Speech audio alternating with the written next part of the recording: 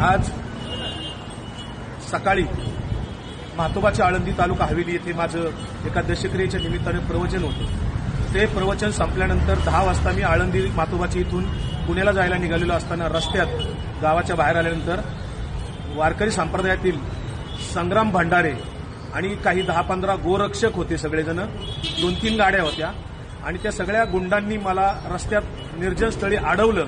माझी गाडीवर मला उतरून माझ्या अंगावर 2-3 शाईच्या बाटल्या ओतल्या, मला धक्काबुक्की केली आणि 2 जणांच्याकडे रिव्हॉल्वर होते। ते सगळेजण मला जीवे मारण्याची धमकी देत होते। त्यात लोक जमत असताना ते मात्र तात्काळ पळून गेले।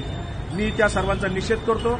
संग्राम भंडारे आणि त्याच्यासोबत आलेले सगळे जे काही 10-15 गुंड होते, गाड्या घेऊन आलेले, त्यांच्यावर पोलिसांनी तात्काळ कायदेशीर कारवाई करावी। मी लोणी काळभोर पोलीस स्टेशनला इथे फिर्याद देण्यासाठी आलेलो आहे। जोपर्यंत त्यांना सर्वांना अटक होत नाही तोपर्यंत लोणी काळभोर पोलीस स्टेशन येथे माझा सत्याग्रह सुरू राहणार आहे।